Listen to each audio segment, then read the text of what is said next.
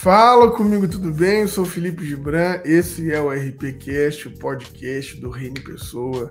Estando indo para mais um episódio. Hoje, particularmente, estou muito feliz, estou muito empolgado de poder bater papo com esse camarada, que é quase o amor em pessoa, né?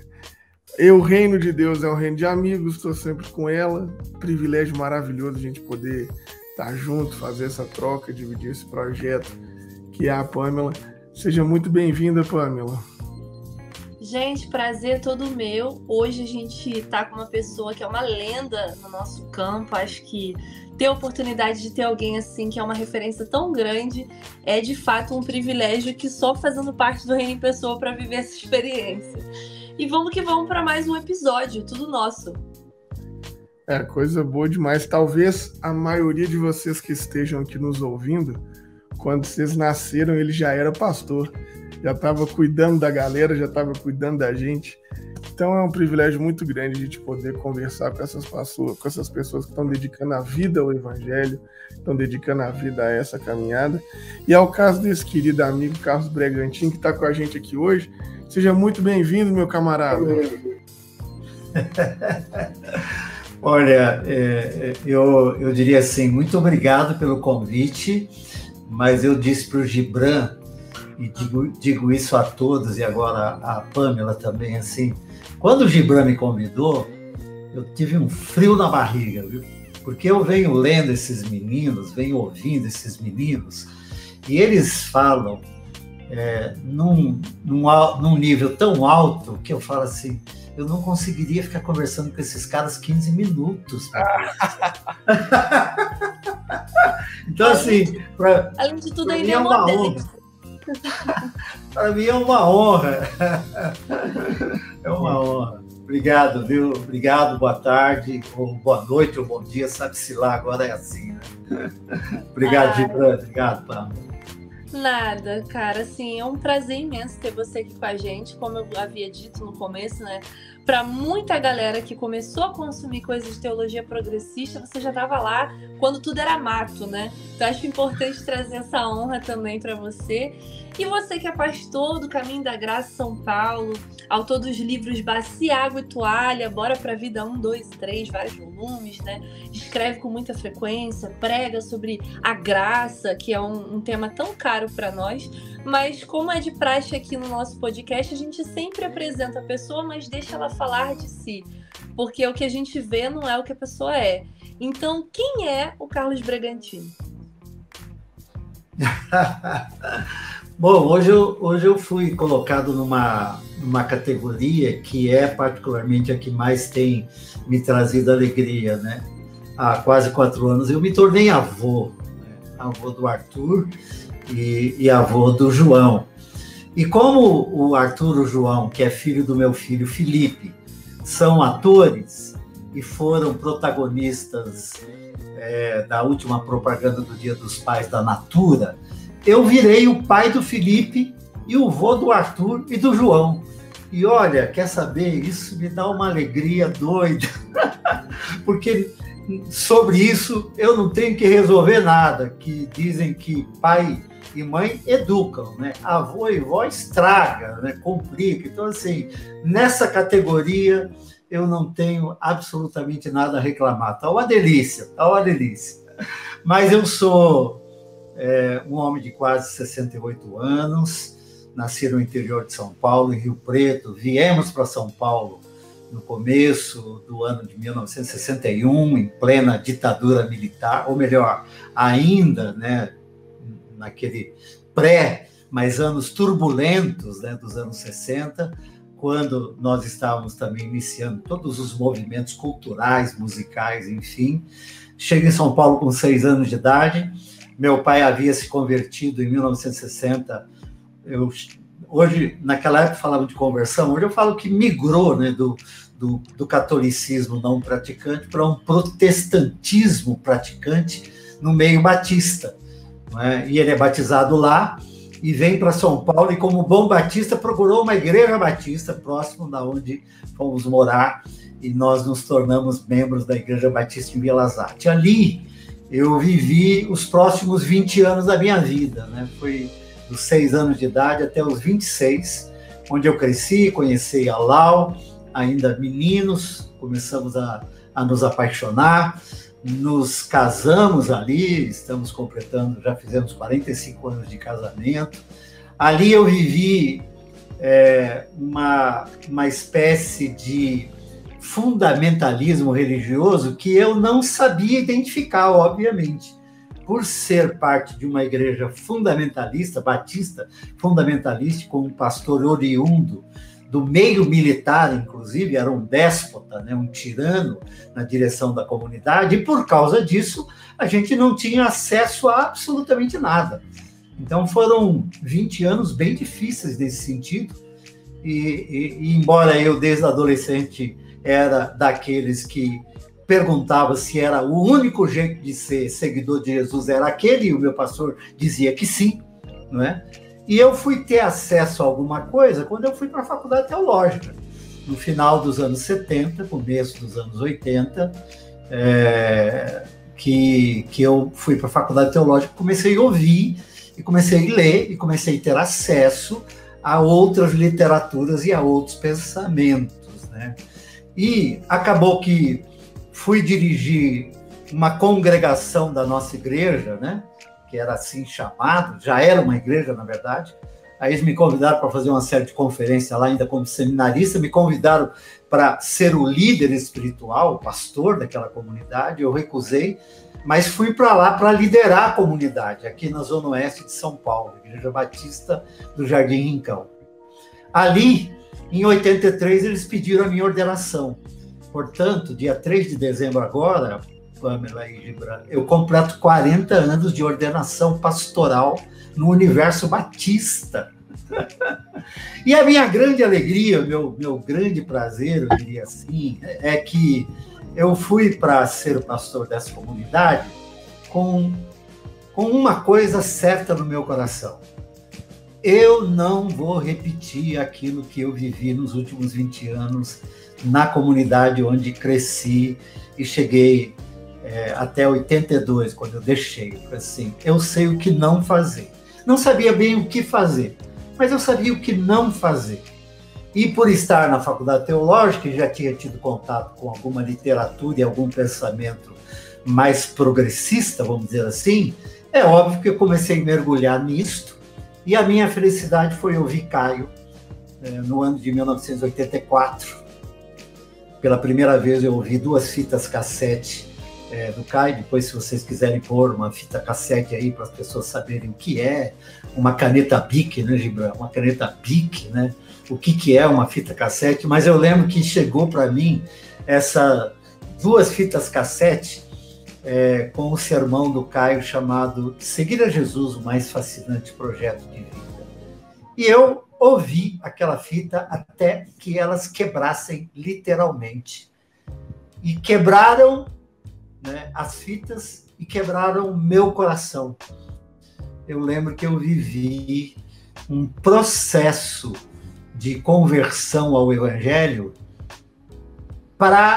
não mais para a salvação, porque eu sabia que eu era salvo, mas para uma dimensão do Evangelho que eu desconhecia. E eu me lembro que foi a primeira vez que eu fui reler os Evangelhos à luz dos textos que o Caio oferecia ali, como base para aquele sermão, e ali eu fui retificando o meu pensamento sobre o Evangelho. E, graças a Deus, por causa disso, eu fui para esse caminho paralelo que tinha a ver com o que tinha acontecido em 82, no Congresso Brasileiro de Evangelização, aí em BH, o CBE 1, não é?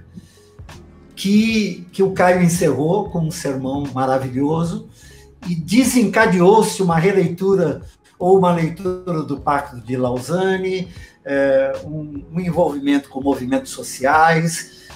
Vocês devem se lembrar que houve um movimento chamado MEP, né? Movimento Evangélico Progressista. Eu fiz parte desse movimento lá, naquele período de 84, 85, 86, e migramos, digo migramos porque aí foi quando eu conheci Ariovaldo, quando eu conheci Ed, quando eu conheci Ziel, quando fui no meu primeiro encontro da CEPAL em 1986, depois fui na Vinde, e aí nós inauguramos um caminho paralelo às grandes denominações onde nós servíamos. E confesso que esse caminho paralelo, ele sempre me foi muito mais atraente e sedutor do que o caminho oficial. Mas continuei servindo nos meios denominacionais batistas até 2006. Então, assim, só para vocês terem uma ideia, desculpe ter falado tanto, meu Deus. Imagina, mas está aqui para isso.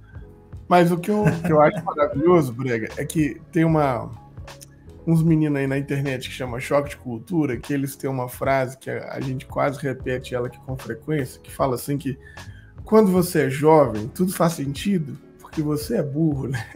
É a frase deles assim. Mas que eu tô falando isso? Porque realmente, cara, o Eclesiastes está certo, né? Não tem nada de novo debaixo desse sol, né?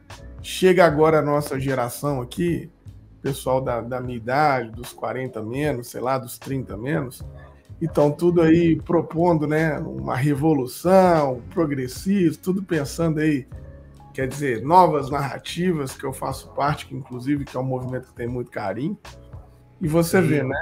A maioria de nós era nem nascido e o MEP já estava lá tentando falar sobre antifundamentalismo. Então, eu acho que é muito importante a gente, no mínimo, recordar as histórias, as memórias, no mínimo, recordar esse trabalho que você está falando aqui, né? Que você já vivenciou, que você já fez, porque eu acho que isso é a abertura de caminhos para a gente, né?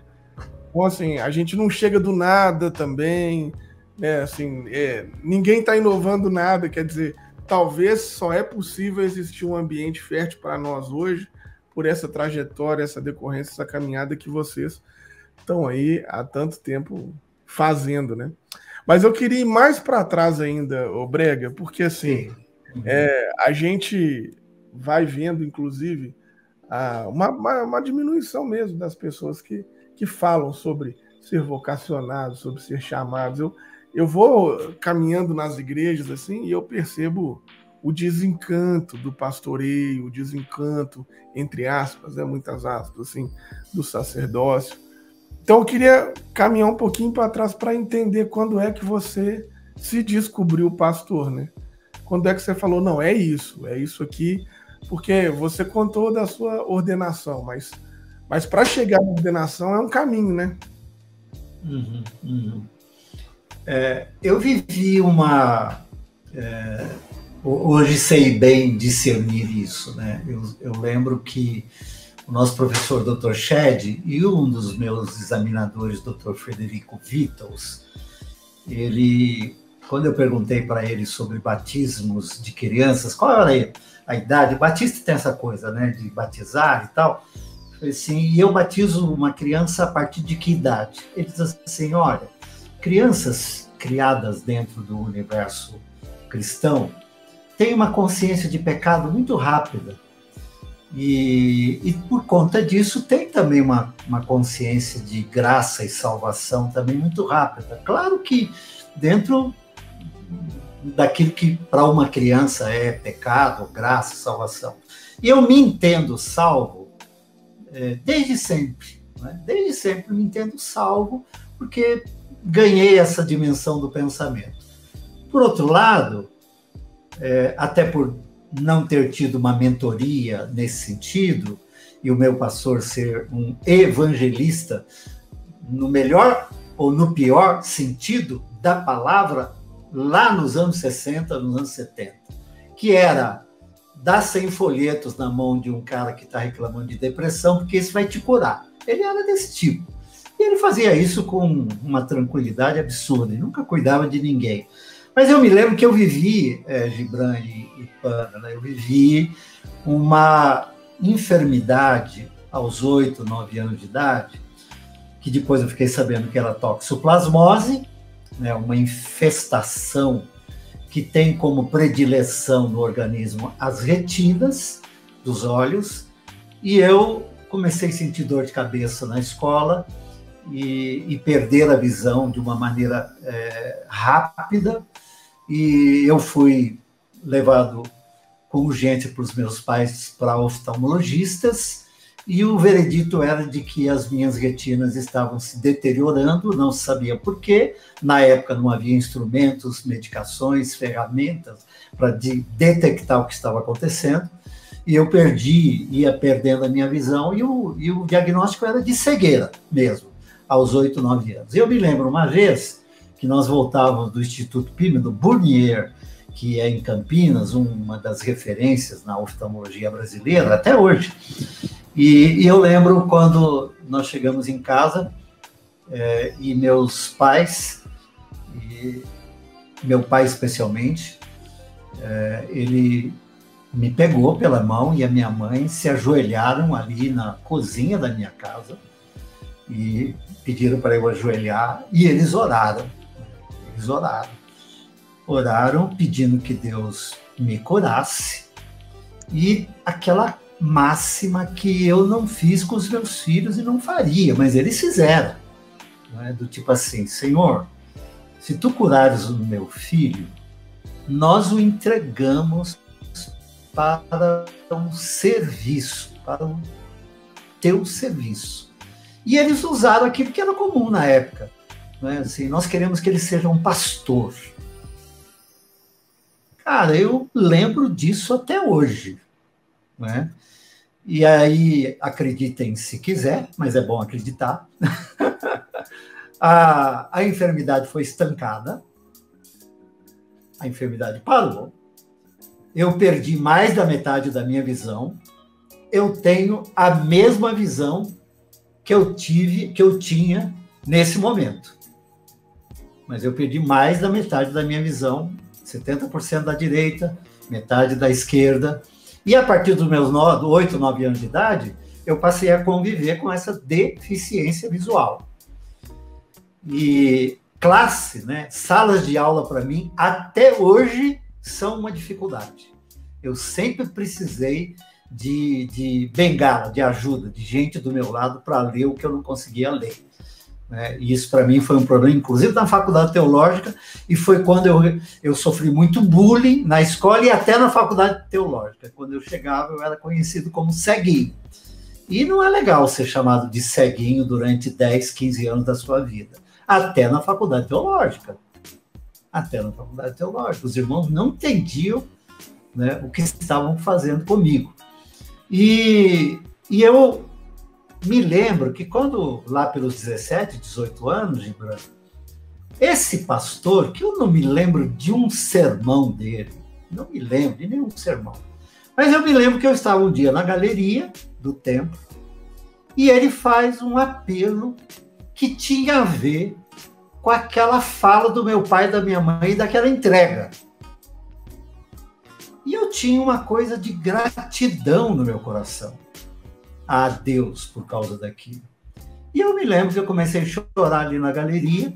Galeria significava estar bem distante do púlpito, meio que do tipo assim, não quero nem ouvir o que esse cara está falando, porque eu já estava meio engasgado com ele.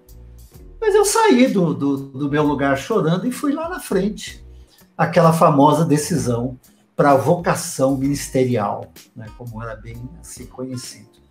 E eu sei que dali, a partir dali, eu assumi, né, no contexto da igreja, os chamados cargos de liderança, e me tornei professor de escola dominical, e aos 18 anos eu preguei o meu primeiro sermão, vai fazer 50 anos agora, né, o meu primeiro sermão em Mateus 6:33. E eu tinha dentro de mim uma convicção de que esse poderia ser o meu caminho. Uma convicção. E naquele tempo, há 40 ou quase 50 anos atrás, não se tinha o que se tem hoje em termos de mentorias para se orientar vocacionados, que é uma das faltas que eu acho que ainda existe. Uma orientação correta aos vocacionados, meninos e meninas, uma orientação correta, né? Tanto comunitária, quanto denominacional, quanto nos ambientes acadêmicos, enfim. Eu acho que deveria haver um momento em que se trabalhasse a vocação não apenas lá naquele dia do concílio, sabe? Quando se pede a experiência de vocação. Ali você tem um discurso já organizado. A questão é, eu fui para o ministério porque os meus pais oraram me dedicando, e eu achava que eu tinha que ir. Tinha uma gratidão no meu coração. Em outros, dali por diante, eu fui confirmando de outras maneiras, mas ninguém trabalhou isso comigo. E eu acho isso muito, muito importante. Então, assim, aos 18 anos, eu me vi, Gibran, pastoreando senhoras na classe da escola dominical. Eu me vi aos 18 anos pastoreando a juventude. Lau e eu assumimos o grupo de jovens daquela igreja na época, que era mais ou menos de uns 150 jovens, e nós começamos a pastorear aquele grupo de jovens, e a partir dali eu fui sendo colocado à prova nesse sentido. E isso meu pastor sabia fazer. É isso que você quer? Então você vai ter que resolver estas questões. Ele, inclusive, eu com 23 anos, ele me colocou como vice-presidente dele, e a primeira responsabilidade que eu tive que dar conta foi a cerimônia fúnebre de um dos nossos amigos que se suicidou no fundo da casa dele. Me lembro que foi minha primeira experiência numa cerimônia fúnebre, e tive que responder para a mãe do Roberto, a Zoé. Ela me pergunta, ele está no céu? E eu disse, claro que ele está no céu. Não tinha a menor base bíblica, teológica para isso. Mas o meu professor Isaltino Gomes Coelho dizia assim, você fez o que tinha que ser feito. Você consolou aquela mãe. Teologia a gente resolve depois. Então, assim, eu cheguei nesse momento e vivi essas tensões todas numa igreja cujo pastor tinha uma tendência maquiavélica do tipo, se ele percebesse que você tinha as possibilidades de galgar posturas e posições no contexto comunitário e passar à frente dele no que era vamos dizer assim, as dimensões dele, ele era daquele de jogar pesado. Será que existe ainda isso hoje ainda, Gibran? Esse tipo de ciúmes, esse tipo de... Mas eu me lembro que eu vivi muito esse drama, né? Então eu fui sendo provado, né, até que cheguei na faculdade teológica, e depois esse mesmo pastor me recomendou, convocou o meu concílio, foi o presidente do concílio, deu a minha posse, mas tudo contrariado, viu?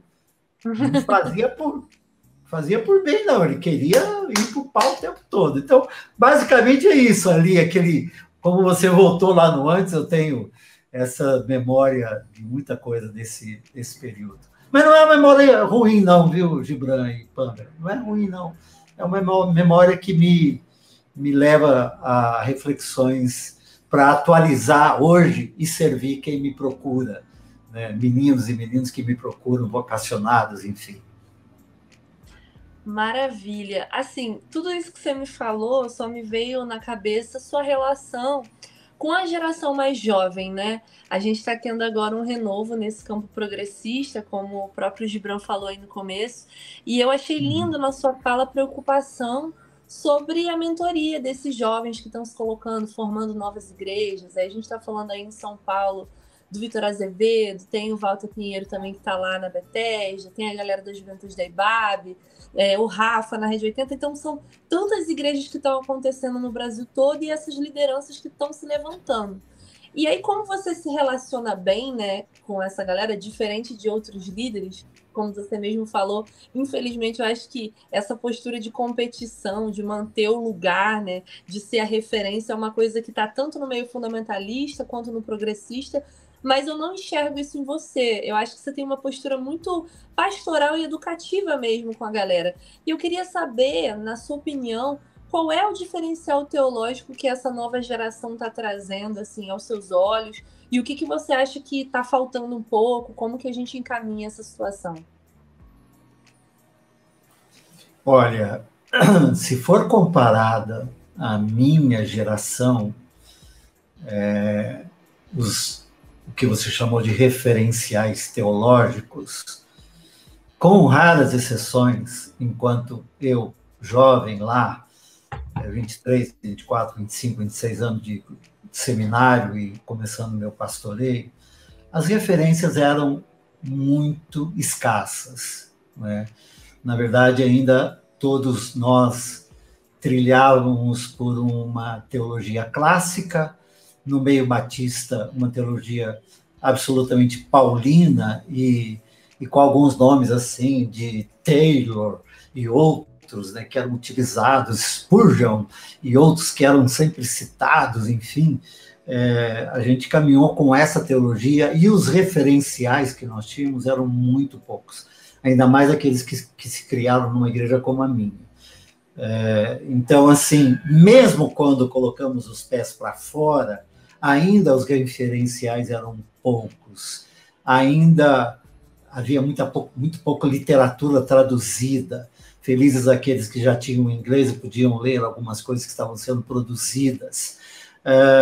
A gente tinha algumas iniciativas, como o Billy Graham, que reunia líderes do mundo todo, e Lausanne foi, sem dúvida alguma, um corte, né, porque foi a partir dali que os teólogos latino-americanos roubaram a cena, e aí nós começamos a ler alguma coisa nesse sentido.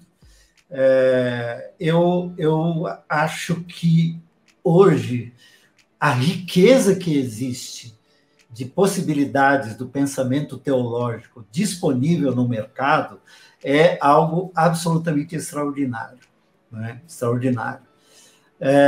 E assim, eu digo de todo o meu coração, como tenho sido enriquecido agregando as novas referências, as novas leituras e releituras teológicas que me fizeram abandonar completamente princípios teológicos lá dos anos 60, 70, e abraçar definitivamente princípios teológicos que, para mim, têm muito mais a ver com uma leitura correta do Evangelho, do texto bíblico, enfim, com interpretações muito mais contextualizadas para os dias de hoje. E eu tenho agregado aos meus pensamentos e tentado traduzir no meu jeito de ser, no meu jeito de conduzir aquilo que eu entendo ser o meu tempo, o meu trabalho nestes dias.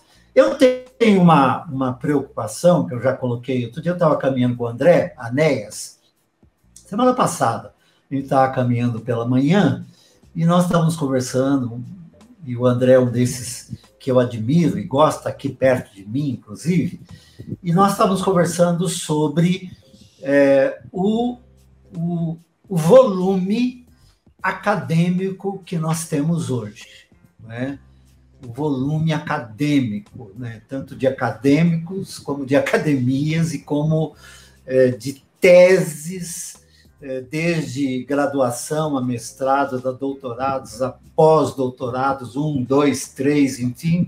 Isso, para um homem muito mais autodidata, que é o meu caso, e nunca fui acadêmico, e que olho o universo religioso com as preocupações pastorais que olho, vezes me preocupa,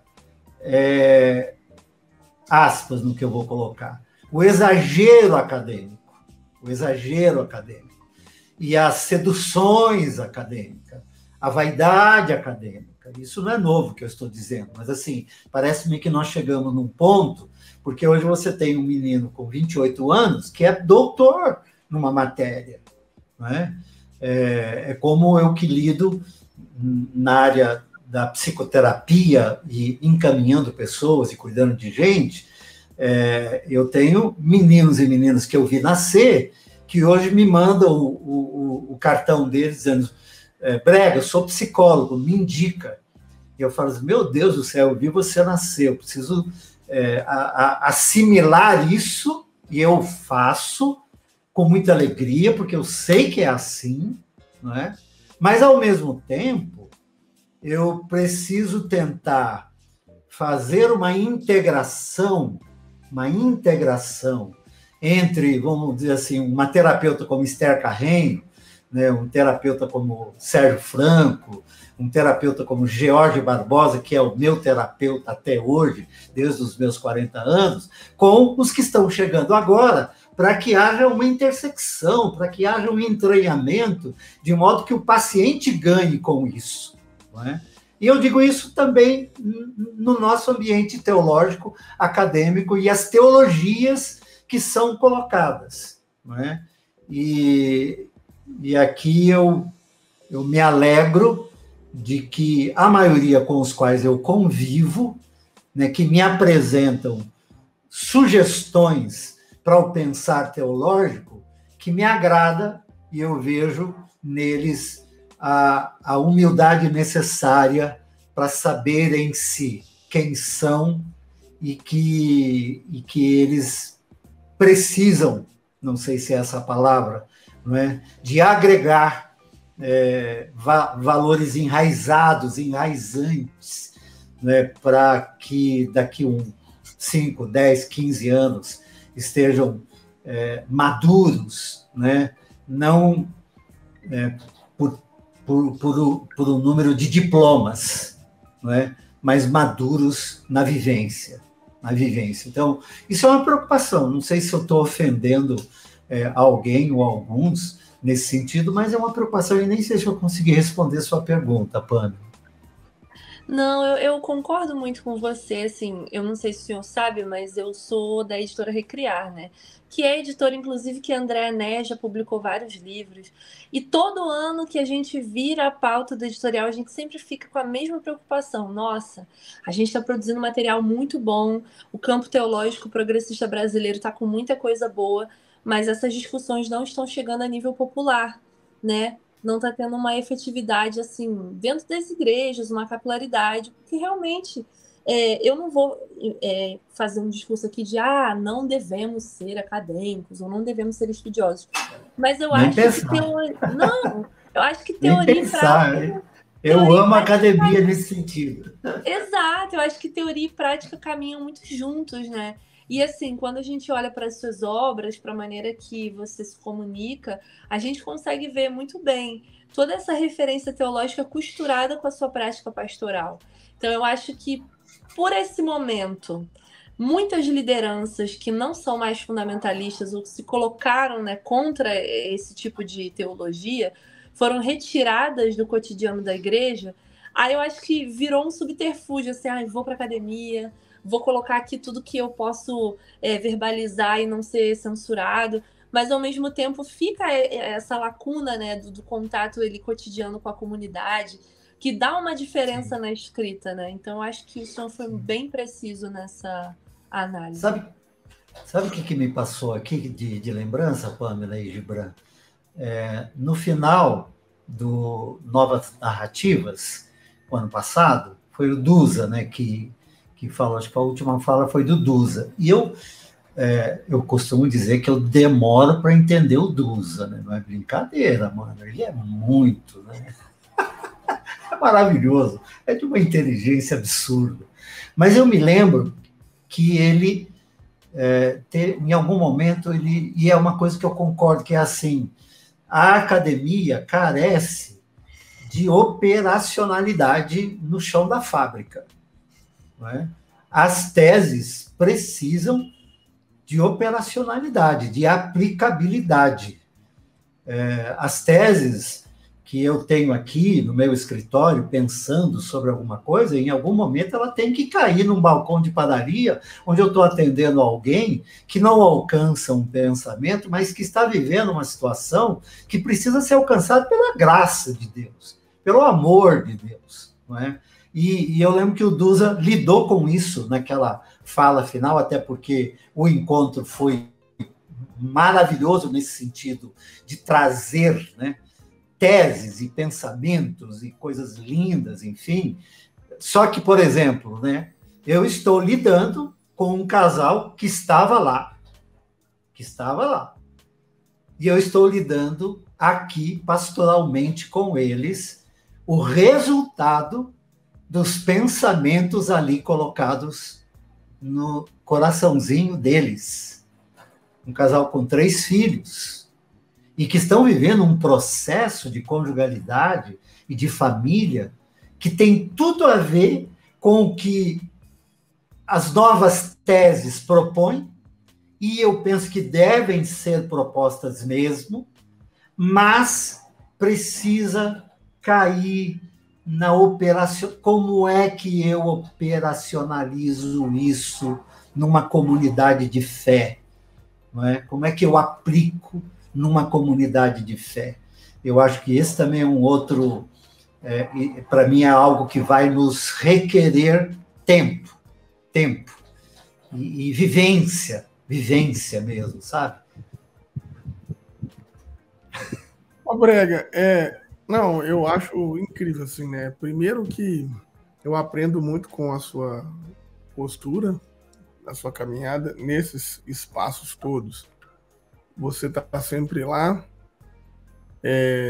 sempre lá no meio da gente, vendo, aprendendo, participando, contribuindo. Então, eu acho isso maravilhoso, porque tem essa arrogância da trajetória também, né? Que muitas pessoas têm nesse espaço. Então, tanto que eu acho que você é um dos poucos da sua geração que está nesse lugar, né? A grande maioria talvez não vai, essa coisa que esses meninos estão arrumando, então é muito bonito. Mas também aprendo muito com o testemunho que eu escuto dos amigos a seu respeito. Então a gente tem um amigo em comum, um amiguíssimo meu, assim, né, que é o Lins. O Lins sempre fala muito bem de você e tudo. E uma das coisas que o Lins sempre trouxe para mim, assim, é essa sua capacidade amorosa de abraçar as pessoas sem julgamento, e a sua capacidade de aplicar na vida das pessoas esse resultado da graça. Então, a pergunta que eu tinha para te fazer é: como é que ainda, nesse momento que a gente está vivendo, um momento que ainda é cheio de ódio, que é cheio... Parece que nós estamos vivendo novos ares, mas não estamos, né? Nós somos os mesmos, vivendo como os nossos pais, quer dizer, a igreja ainda persegue, a igreja ainda exclui, a igreja ainda bota para fora.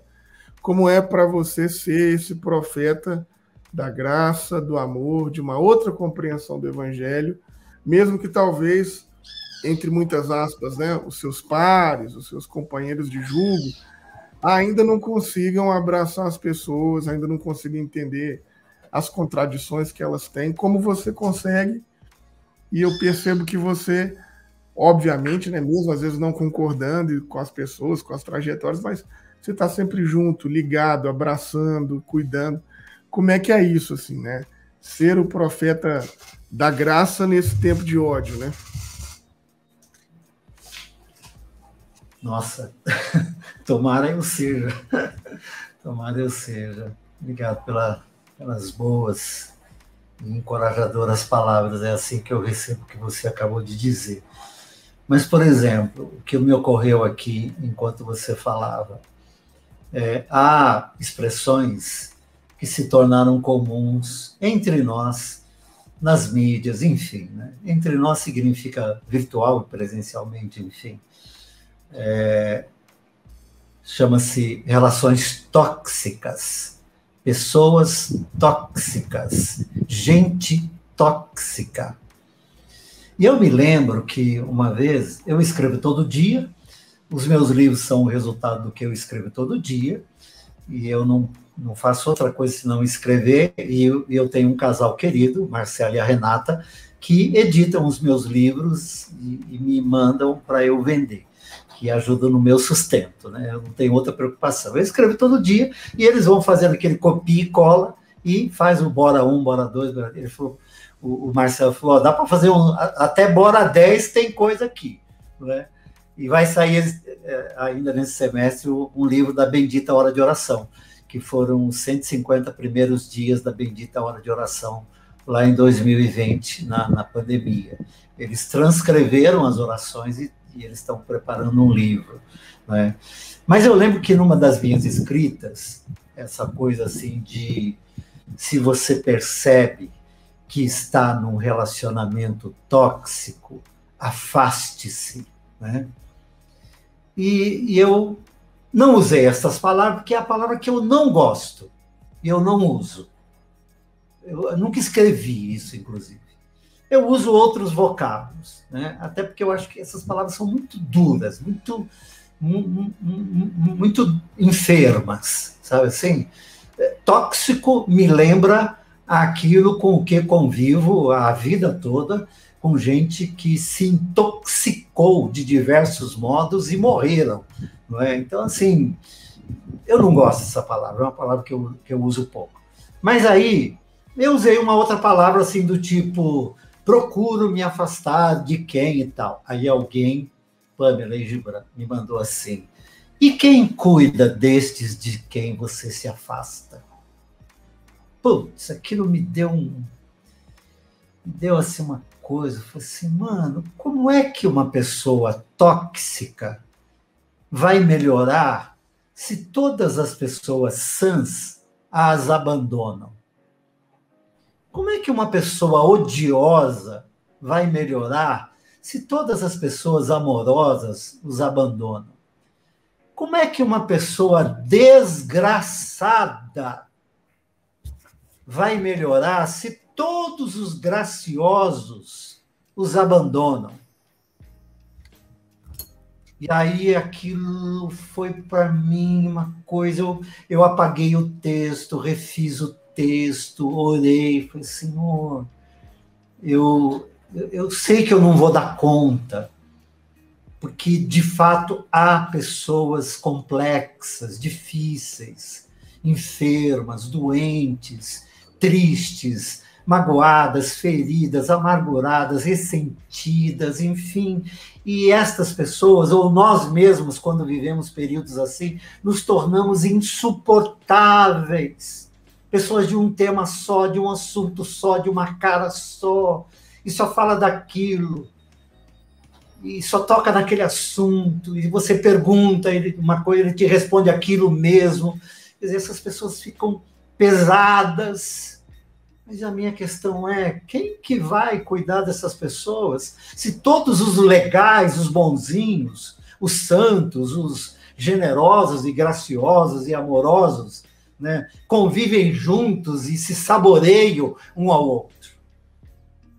E isso sempre me fez abrir um espaço para trazer de volta aqueles e aquelas que foram considerados assim. Isso implica num exercício de oração, né, do tipo, eu aprendi que quando eu oro por alguém na expectativa de que ele mude, quem muda sou eu em relação a esse alguém. E eu estou vivendo isso atualmente com meu irmão. Eu estou em litígio com meu irmão, o único irmão que sobrou da minha casa. Nós éramos em 6, meu pai, minha mãe e 4 irmãos. Morreu meu pai, morreu minha mãe, morreram 2 irmãos, ficamos eu e ele. E na ocasião agora da enfermidade da minha mãe, nós brigamos. E eu fui o cara que provocou a briga de um certo sentido, porque achei que ele me afrontou, e nós estávamos todos à flor da pele, e eu criei uma situação. E eu considero o meu erro nesse sentido, e já fiz um caminho de volta, não é? Mas ele está ofendido comigo. E eu já pedi perdão algumas vezes, e eu precisei começar a orar por ele, e eu percebi o meu coração mudando em relação a ele. Ele me parece que continua do mesmo jeito, mas eu não sou o mesmo. Então, esse é um exercício espiritual que eu tenho procurado fazer, assim, no meu dia a dia, no meu levanta, vou caminhar e vou orar em favor daqueles e daquelas que são tóxicos, que são odiosos, que são violentos, abusivos. Eu sou procurado por amigos e amigas psicólogos para assessorá-los em atendimento de pessoas abusivas. Não do abusado, do abusador, da abusadora. E eu não vou cuidar? Não há que cuidar? Há alguma instrução no Evangelho de que esses devem ficar de fora? O Paulo diz que a gente deve não sentar nem para comer com alguns, mas Jesus diz isso? É Paulo que explica Jesus ou é Jesus que explica Paulo? Para mim, Jesus explica Paulo. Jesus senta com qualquer um. Sentou com gente tóxica pra caramba. E nunca se intoxicou. E nós sabemos bem que ele poderia ter se intoxicado, porque ele estava aqui 100% homem. Mas seus exercícios espirituais para com o outro eram absolutamente radicais nesse sentido. Eu não estou dizendo que eu seja. Não estou dizendo. Eu estou dizendo que faço minha lição de casa nesse sentido. Então, dificilmente eu digo para alguém se afastar de alguém. Dificilmente. Porque se eu fizer isso com todo mundo que, no meu entender, ou no entender do mundo, por exemplo, esse camarada que acabou de ser preso lá nos Estados Unidos, né? Tipo assim, pô, ninguém quer esse cara, velho. Quem quer esse cara? Ninguém. Pena de morte. Mas, acredito, tem alguém ou alguns que logo, logo vão lá visitá-lo na cadeia e falar da graça de Deus para ele. Porque a graça de Deus é tanto para mim quanto para ele. Na mesma medida. Na mesma medida. É muito constrangedor você lidar com uma pessoa crente de verdade, né, Gibran? Você não acha?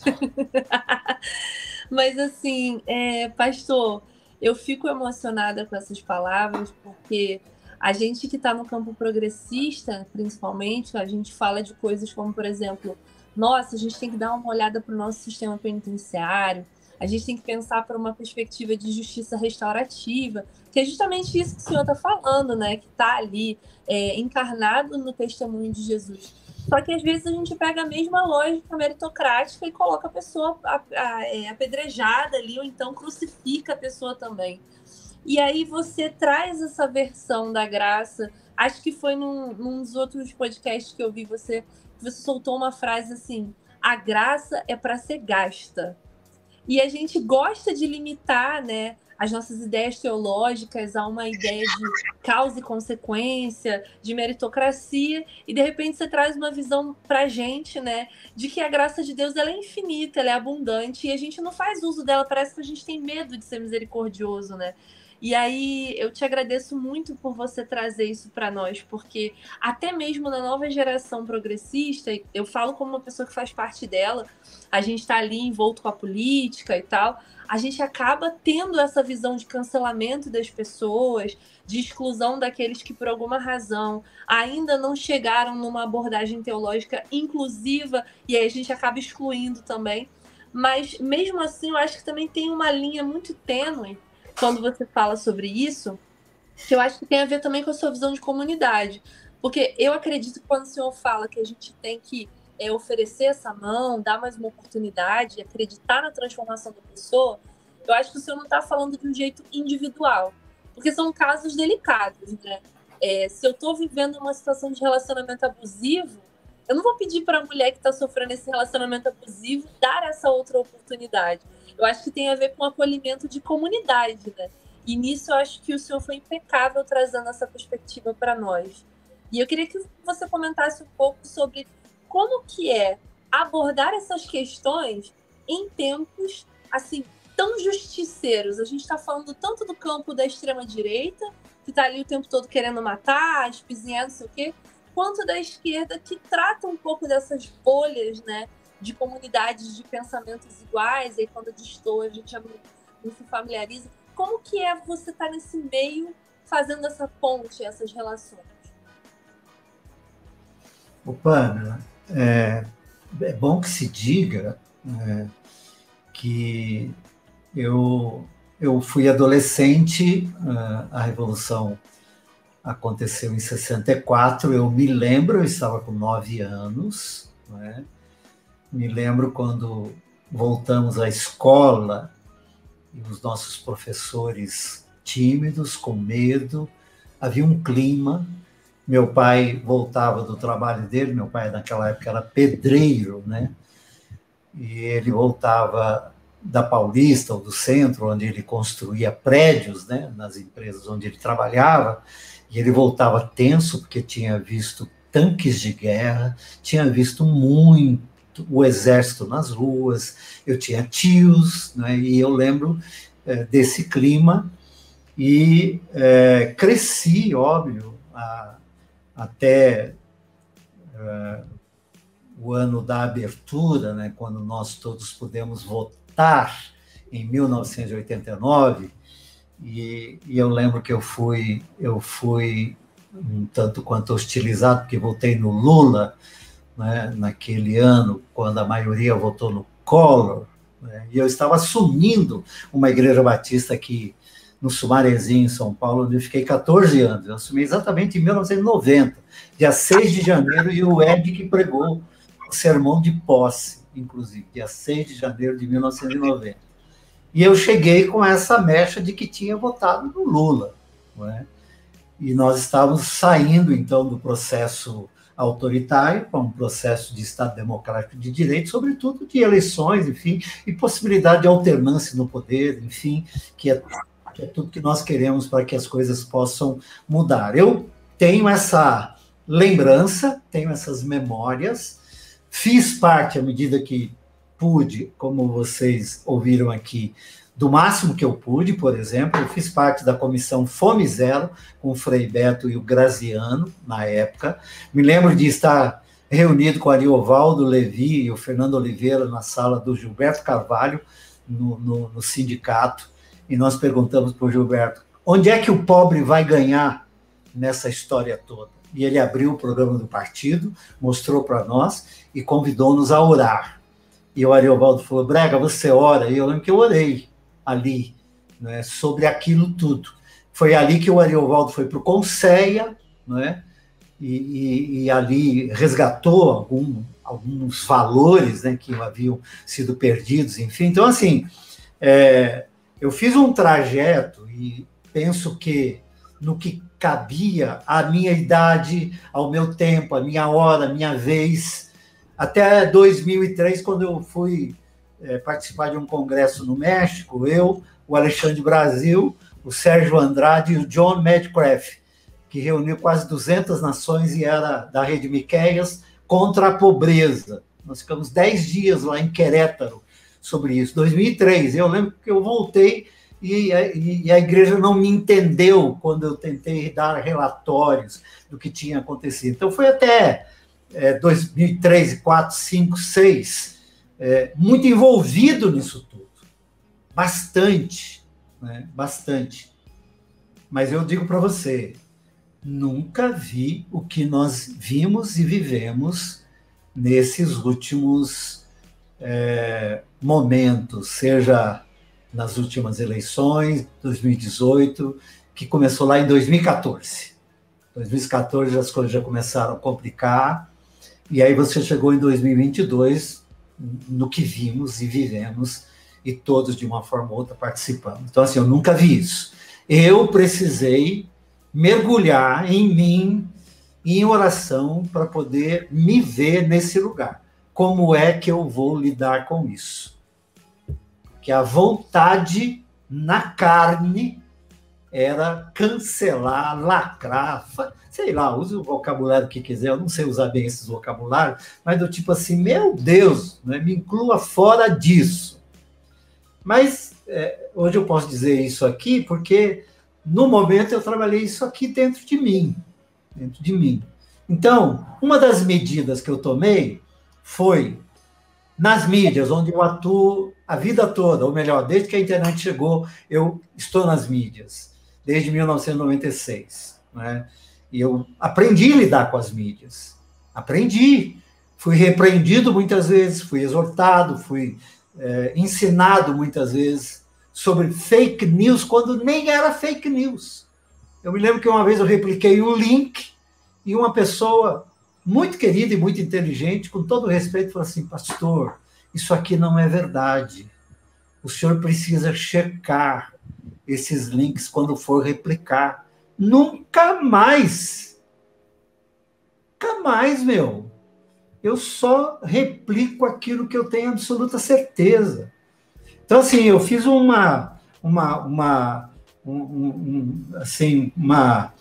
reaprendizado no lidar do tipo, por exemplo, eu não escrevi o nome de ninguém nas mídias. Nem de A, nem de B, nem de um lado, nem do outro, nem para uma coisa, nem por outra. Todas as vezes que eu fui escrever sobre a matéria, eu tenho textos enormes sobre o meu pensamento político, meu pensamento sobre o Estado Democrático de Direito, meu pensamento sobre movimentos sociais. Eu tenho muitos textos meus escritos e eu os publiquei, mas sem citar o nome de ninguém. Tive esse cuidado e deixando claro qual é a minha posição. Qual é a minha posição? Eu tenho uma posição.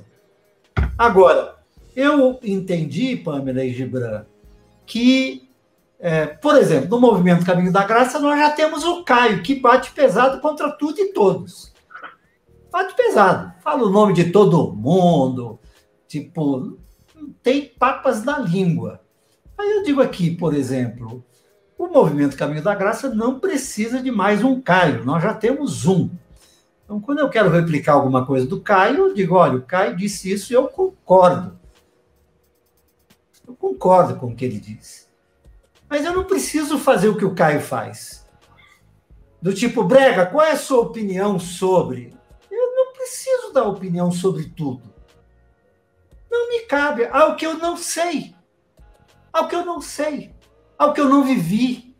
Ao que eu não tive acesso. Então, ao que eu digo, eu não sei dar uma opinião sobre isso. Agora, outra coisa, aprendi que não existe só um fórum para você dizer o que você pensa. Eu tenho amigos. Nunca vivi sem amigos. Tenho amigos há 50, 60 anos. E eu tenho 2, 3 amigos, eles são conhecidos de vocês, que tem temas que nós conversamos entre nós 3. Ou entre eu e um deles. E ali a gente fala tudo. Aí quando tem um outro grupo de amigos, eu tenho vários grupos aos quais eu pertenço, e eles me têm também ali, que eu posso lidar. Então eu estabeleço os fóruns onde eu lido com temas, com assuntos, com pessoas, enfim. Ao que eu prefiro tratar no balcão de uma padaria. E não teclando aqui raivosamente no meu computador. Eu fui que escrevi uma transliteração, né, do texto bíblico, né? Os dedos teclam daquilo que está cheio o coração. Né? E é verdade, meu. Eu sou ouvinte de rádio, eu acordo e começo a ouvir o rádio. Aí, dependendo do que eu ouço, eu abro meu computador e raivosamente vou... Não, calma. O quê? O quê? Eu não tenho que dar opinião.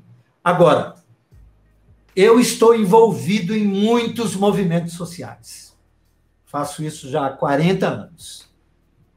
E não há uma vez que me solicitam que eu não corro para atender. E incentivo, e encorajo, e replico. Os meus stories estão cheios de movimentos aos quais eu apoio, e eu tenho... A segunda-feira é o dia que eu trabalho para os movimentos sociais, replicando, apoiando, recomendando, e faço conexões. Digo, esse é o meu trabalho. E aí, à medida que me sinto fazendo bem assim, eu não sou impelido a fazer o mal fazendo outras coisas. Né? Então, para mim, hoje, aos 68 anos, me cabe amar, me deixar amar, me sentir amado, me cabe orar. Eu oro pelo Gibran, vou colocar você aqui na minha lista, eu oro pelo dos Anjos, pelo André, pelo Alonso, por esses meninos e meninas, esse pessoal que eu amo, que eu leio, que eu gosto, eu oro. Eu perdoo, eu me sinto perdoado, eu peço perdão, eu trabalho muito. Se eu quiser, eu trabalho 24 horas, eu não paro. A Lau reclama comigo. Bem, para um pouco. Eu trabalho.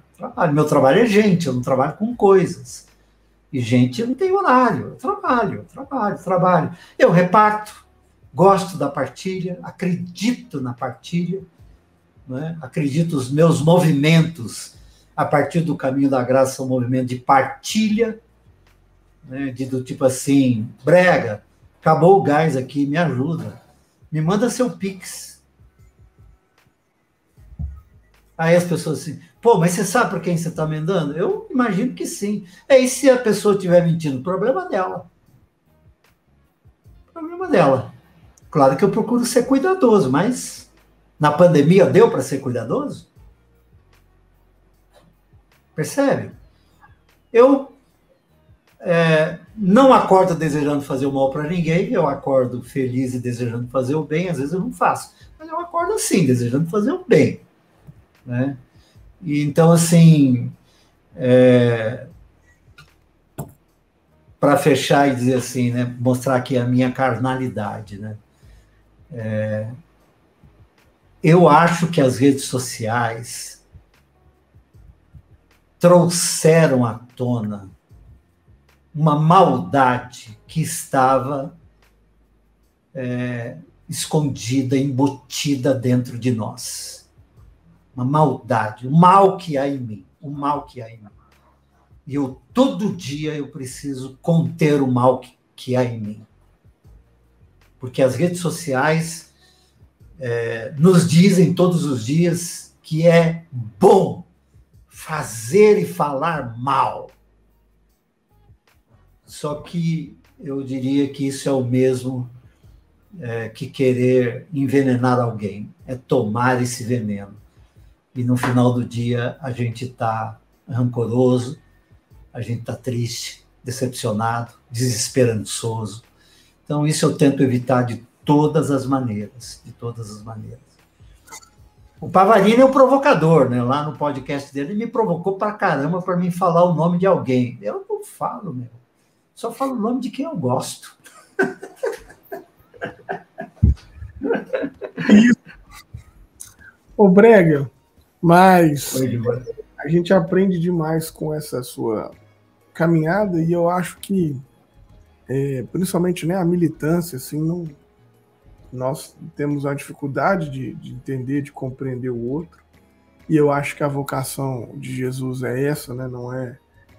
Não é essa vocação belicosa, mas pelo contrário, é a vocação de, né, congregar a humanidade, e aí vai demandar de nós, em muitos momentos, essa habilidade que você tem de caminhar com os divergentes, de aproximá-los, enfim. Então, eu acho que é importante para nós observar a sua caminhada, a sua trajetória, e essa maneira que você vive com a gente aprende muito com tudo isso. E aí, camarada, eu quero, encerrando aqui, que o nosso tempo já está apertado. Não, agradecer você pela disposição, por tirar esse tempinho para falar com a gente. Estou ainda aqui ruminando tudo isso que você está dizendo, né? E agradecido a Deus pela oportunidade de a gente poder bater esse papo, e agradecido a Deus por esse não envelhecimento das suas ideias, né? Porque eu vou percebendo isso, assim, as pessoas vão deixando de possibilitar o novo, vão deixando de abraçar as novas possibilidades, vão cada vez mais ali se estacionando. E eu agradeço a Deus porque você não está oxigenando cada vez mais, está reaprendendo, está recolocando, quer dizer, vivo na vivência do que a gente está possibilitando fazer aqui nesse tempo que a gente chama de hoje, né? Então, quero te agradecer por isso. Acho que é um privilégio para nós poder ser contemporâneos de alguém com uma trajetória, com uma caminhada como a sua. Então, obrigado aí por esse tempo para bater esse papinho com a gente. Pô, uma honra, Gibran. Eu digo tudo em relação a você, Pamela, e assim, acreditem, eu sou muito agradecido por ter gente como vocês, por exemplo, como meu amigo Ariovaldo Ramos. O Ari, tem hora que ele me manda algumas coisas aqui, que eu me sinto uma titica, sabe assim, falando, mano, santo do céu, o Ari é o meu modelo, eu deveria ser igual ele. Aí um dia ele falou para mim assim, Brega, seja você, que a gente precisa de você do jeito que você é. E eu, quando ele me manda algumas coisas desafiadoras, porque cada vez que eu pergunto para ele onde ele está, ele diz onde ele estava, eu falei, meu Deus, e quando você estava lá, eu estava aqui tomando café na Letícia, aqui na padaria, então eu fico todo constrangido com ele, com o Carlinhos Queiroz, que fica peregrinando lá pelo deserto. E eu sou muito agradecido por estes irmãos, irmãs, amigos, amigas estarem hoje, contemporaneamente falando, entre nós, e cada um no seu lugar, cada um no seu lugar. Como é bom a gente saber o que é que nos cabe. Como é bom. E eu digo isso assim, eu tenho para mim que vocês dois, os acadêmicos, os progressistas, os irmãos, irmãs, os meninos, meninos, pessoal da minha geração, da geração do meio, ainda tem gente da geração aí dos 80, com quem eu estou aprendendo ainda, irmãos mais velhos meus. Eu sou muito agradecido por estar entre vocês todos também. Para mim é uma honra e ser lembrado por vocês me deixa num patamar de honra maior ainda, pelo amor de Deus. Ô, Pamela, só para fechar, outro dia conversando com o Ed, numa das nossas caminhadas também, voltando àquilo que você falou, das pessoas com as quais caminhamos e quando não é possível mais caminhar. E o Ed, né, brilhante como ele é, pelo menos é o que eu acho, além de ser meu amigo, ele disse assim, mano, quando Jesus disse para caminhar 1 milha a mais, ele não disse necessariamente que tinha que ser você. Ele disse isso no contexto de uma comunidade. Então, numa comunidade, quando eu parei de caminhar, o Gibran continua. Quando o Gibran parar, a Pamela continua. Até que lá adiante a comunidade, de repente, veja aquilo que todos queriam, que era o resgate daquele ser que se torna um ser humano de primeira categoria, sabe assim? Então, às vezes nós erramos nesse tipo de aplicação, né? Do tipo, não, eu que tenho. Não necessariamente, você tem o seu limite em tudo, não é? Então, entrega alguém para que alguém continue, porque na comunidade da fé, né, quando falta mãe, as mães aparecem, quando falta filho, os filhos aparecem, quando falta pai, os pais aparecem. Enfim, é na comunidade que a gente se sente suprido nisso tudo, inclusive para que um cuide da que foi abusada e que outro cuide do infeliz, desgraçado abusador. Perfeito, Brega. Nossa, conversar com você é maravilhoso, estou muito feliz. Obrigada por ter aceitado o nosso convite e espero que venham mais conversas por aí, né? Tamo junto. Tamo junto. É isso, um beijo, meu querido. Obrigado. Eu tirei uma foto nossa aqui, vou postar, hein? Eu posto Tá tudo, bom. que é bom. Obrigado, Perfeito. né? Beijo. Tchau, gente. Obrigado.